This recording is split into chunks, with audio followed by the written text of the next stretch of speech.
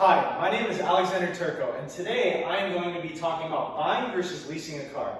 According to a source on newroadsautoloans.com, around 70% of people will purchase their vehicles with financing, while approximately 30% will lease their cars. Today, I am going to be informing you about the advantages as well as the disadvantages on both buying and leasing a car. After purchasing a house, or perhaps paying for schooling, a car is the next biggest investment that someone will make in their lifetime. Knowing the different ways to purchase a car will benefit you in the long run. So, to begin, I will explain the difference between buying and leasing. Then I will talk about the pros and cons of financing. Finally, I will also discuss the pros and cons of leasing. To begin, I'm now going to discuss what it means to buy and to lease. According to Statista.com, in the US there are millions of car sales each year.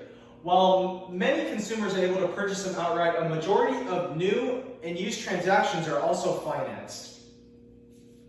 When a person wants to lease, which means that they're wanting to rent their car for a fixed amount of time while keeping that under a certain mileage, just like a loan, when buying a car, you're required to pay a monthly car payment. According to TrueCar.com,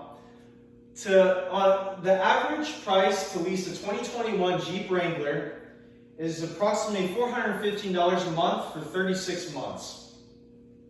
Whereas if you were to buy this same car through a bank on a 4-year loan with an interest rate of 8%, this will cost you around $681 a month for 4 years. When someone is in the process of purchasing a car, some will decide to buy while others will choose to lease. Next, I will list the pros and cons for buying a car. My first advantage is from an article on PolicyGenius.com.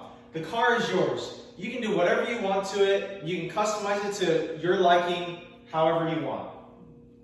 The second advantage is that there's no maximum mileage limit because you own the car. And along with that, since you own the car, the last advantage is that you can sell or trade your car at any point with the current market value, regardless of the condition of your car or the number of miles your car has. Now, here are a few cons to buying a car. One is higher monthly payments, because you have to finance the entire cost of the vehicle. A second disadvantage is the bigger down payment. Since you're putting more money down, this means you have a lower monthly payment. However, this will take a bigger portion out of your savings because you're paying money out front. And the last disadvantage is the long-term maintenance costs. Just like a house, cars are going to have potential problems.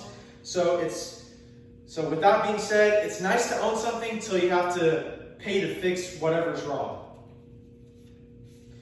If you decide to buy a car, the pros and cons I've talked about are some of the factors to look into before making your final decision. Finally, I will be speaking about the pros and cons of leasing a car. Everything I list from here is from consumerreports.org.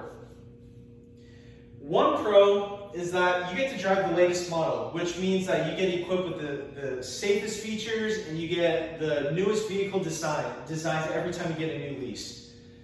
Then another one is that you get the new car warranty with every lease you get. So this means any repairs or issues you have with the car, the dealership will take care of it without you having to pay for anything else.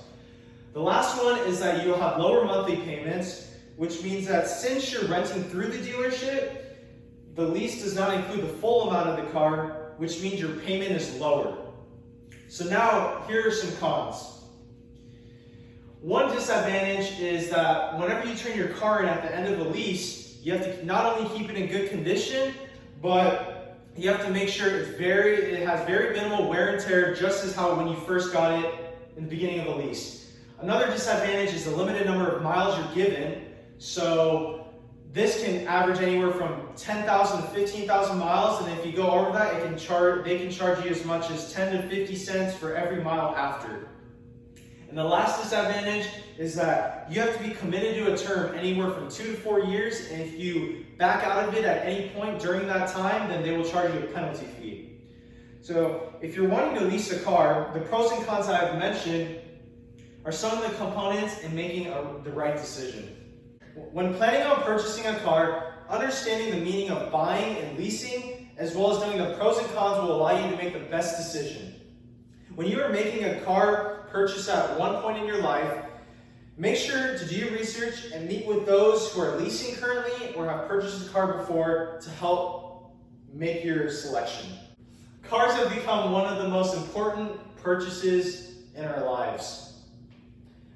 Your financial status in that situation is what will allow you to make the smartest choice when deciding between buying and leasing. Thank you.